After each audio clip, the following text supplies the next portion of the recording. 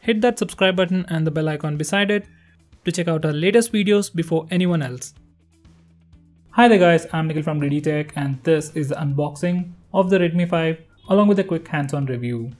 So guys, this is the Redmi 5's box. Looks similar to the Redmi 5A, Redmi Y1 and the Redmi Y1 Lite box. Nothing special, just a red box. Now on the front we have just the name, and on the sides once again the name, and on the back we have some key specifications, IMEI number and the Made in India logo. Over here we have the information on the color and the storage variant. I have the black one with 3GB of RAM and it was priced at 9,000 rupees. Now with that said, let's unbox it.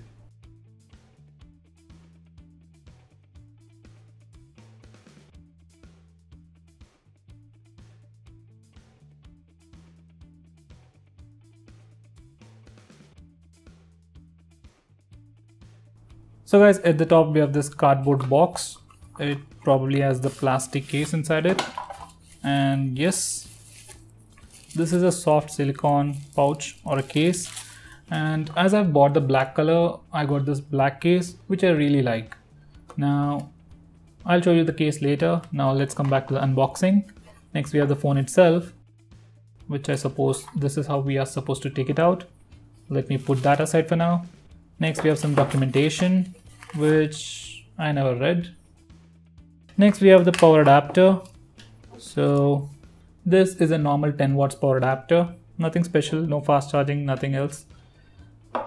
Next we have the micro USB charging cable. That's for charging of course. And over here we have the SIM card ejector, and that's all we get inside the box. So guys, this is the phone and it comes with a nice matte screen guard pre-applied. I wish Xiaomi would have put a tempered glass like Oppo and Vivo phones. Anyway, this is also pretty good, but I'm gonna remove it.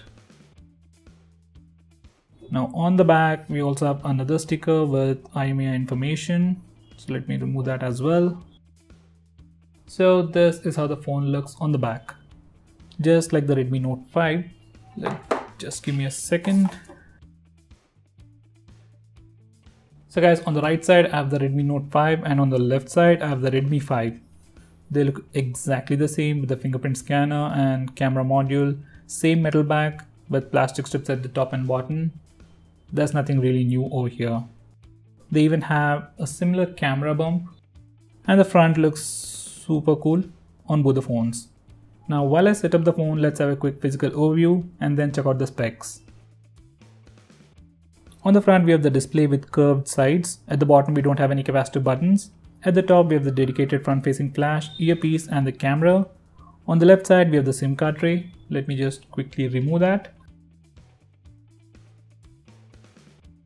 So guys, this is the SIM card tray. It houses a nano SIM slot and a hybrid SIM slot.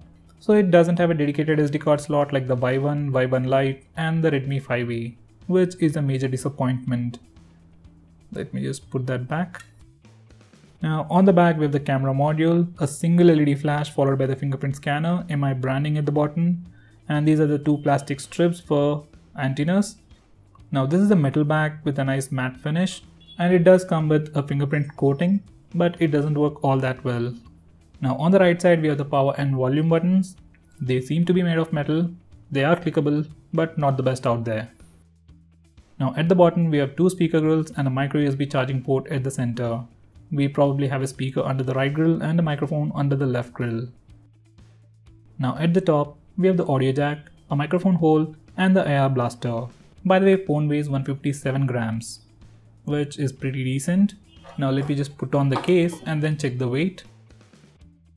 So this is with the case on, and now it is 171 grams, which is kinda heavy but still very manageable.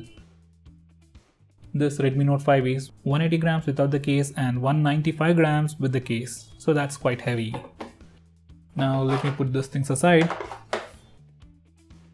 So guys, this is how the phone looks with the case on.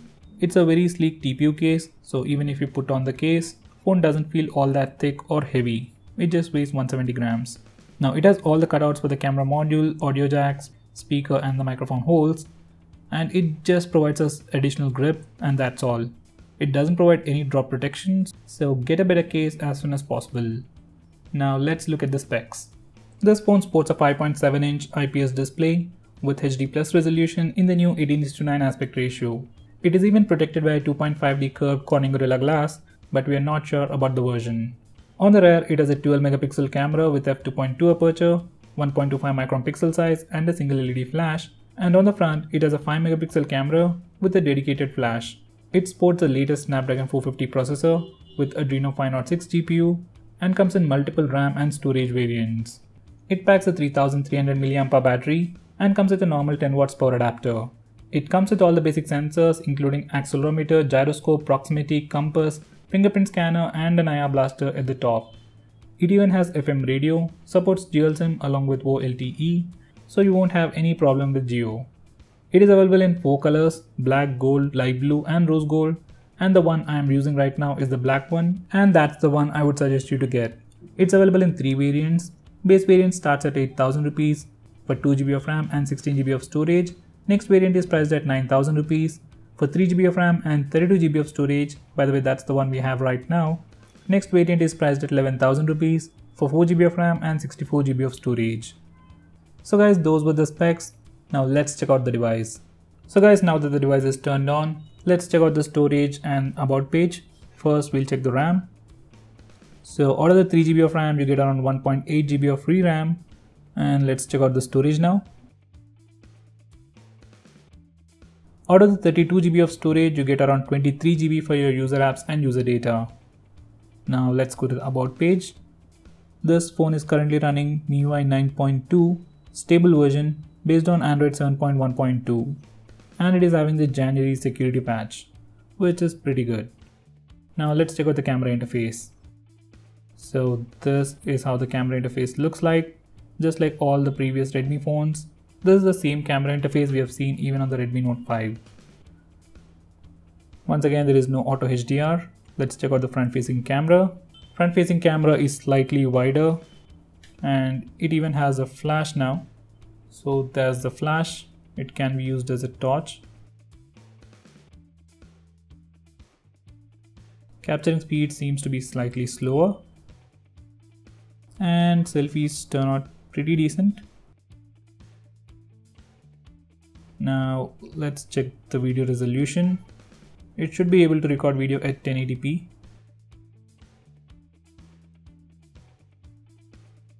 So by default it is set to HD. We can change it to Full HD for video recording using the front and rear cameras. There is no stabilization on this phone. And if we go to options, we just have time lapse, so we can't record slow motion video on this phone. Now these are all the apps that we get pre-installed, and out of them you can uninstall all these apps.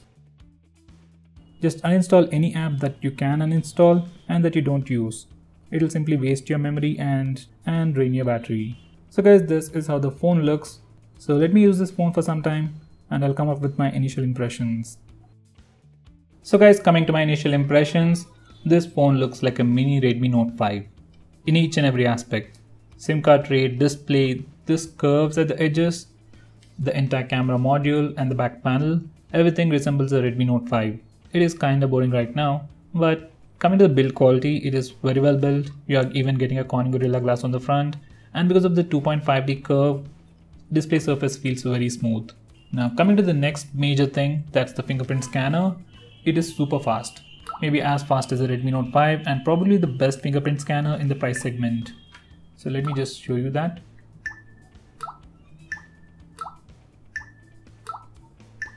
So it is super fast and I really love the fingerprint scanner on this phone. Now coming to the display, it has a massive 5.7-inch display with just HD plus resolution. Now some people might be worried about it, but for regular usage like Facebook or WhatsApp, it shouldn't be a problem. If you have super sharp eyes, you might be able to see the pixelated screen while watching videos or playing games. Now that's the only small downside. Now coming to the brightness, in indoor lighting conditions, it did seem super bright. Now let me just quickly show you that. So it looks super bright. I have to test it in outdoor conditions. I'll come up with that in the complete review. Now the cameras look pretty decent. I still can't say how good it is, but front facing camera seems to be slightly wider and it does take some pretty good pictures. I'll be posting the camera review as soon as possible. Now the best thing about this phone is the performance. This phone packs a Snapdragon 450 processor built using the same 14nm architecture like the Snapdragon 625 seen in the Redmi Note 4 and the Note 5. So the processor on this phone is very power efficient, and even though this phone comes with a smaller battery when compared to the Redmi 4, you should be getting pretty good battery life, at least theoretically.